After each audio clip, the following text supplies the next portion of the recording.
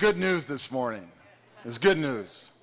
You know, our forefathers had the foresight, and they left us a roadmap. They created a path to lead us to a treasure. Kirk Cameron has been on a journey. And in a sense, this journey has brought him here to Vero Beach for the first time to share with you what he's discovered, the true national treasure of this country that's been forgotten for over 100 years. Kirk really is one of the great young Christian leaders in America. And, you know, there's no telling how God's going to use this guy. I'm excited. And Kirk is married to Chelsea. They have 6 children. 4 of them are adopted. Please welcome to Florida a great American patriot, Kirk Cameron.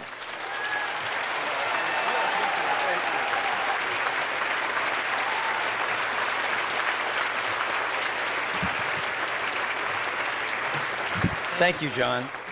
Well, it is so exciting to be here with you this morning, and I'm just so impressed at the number of people who have come to this prayer breakfast. I've never seen a prayer breakfast quite like this, and it is an honor for me to be here with you.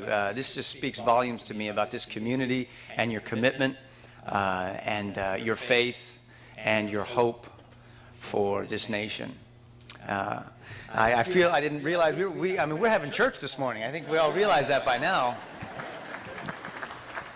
And this is also very exciting for me as I look back on my life, and you know, I turned 40 years old this year, and just to be here part of this prayer breakfast is amazing. And that's because I grew up as an atheist and have been one for half of my life, and to be standing here with you this morning talking about and listening to these principles of freedom delivered by Jesus Christ when he showed up 2,000 years ago, and all of this funneling down and coming across on a little wine ship to America, and me being born into a country that gets to enjoy the fruit of all that, is just phenomenal to me. But before I share and give a little background, I want you to see a clip from the new movie, the documentary film that Marshall Foster and I are making together, along with John and a team of people who really want to get this story told. Please turn your attention to the screens. I think there's 2 in the back and 1 right up here, and watch this. A friend was telling me that in his hometown there are 3 high schools. 10 years later, 2 of them had been closed down because of lack of attendance, lack of enrollment. And the problem was, a decade earlier, the birth rate went down. People stopped having babies. Well, at that time, you had 3 high schools, didn't see any effect. But a decade later, the people aren't there. The consequence is delayed. And what's happening in our country is people are not teaching their children. They're not telling their children what it means to be an American, who we are, and what we believe. They're not teaching their children what it means to be a Christian. What's going to happen if we don't teach our children these things now? We're already seeing it in England. You know, our society in places is just unravelling for this very reason. You know, the family doesn't matter anymore in England, and that is terrible. Now we see things changing for the worse, but when this generation that hasn't been taught these moral values have children on their own, what lies ahead for us then?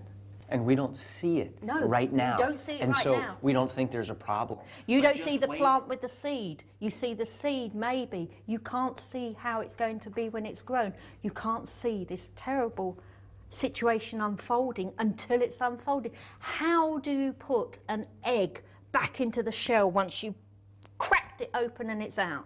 You can't. This is what we're heading for. It's like a society meltdown. If there's no moral guidance coming through, it's going to be a free-for-all. Where are we then? It's frightening, Kirk. So what do? We start planting seeds now. taking a lesson from history Yes. and say, we plant seeds today as parents, as Americans, and we teach our children, and we tell the stories, and we remember our history. We can then trust God that 10 years from now, 20 years from now, 30 years from now, we will see the fruit of our labors.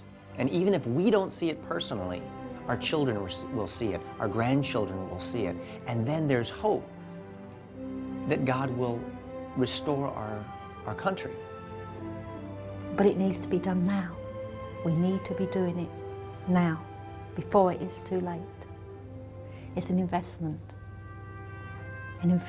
into a pure, a proper society for the future instead of bedlam.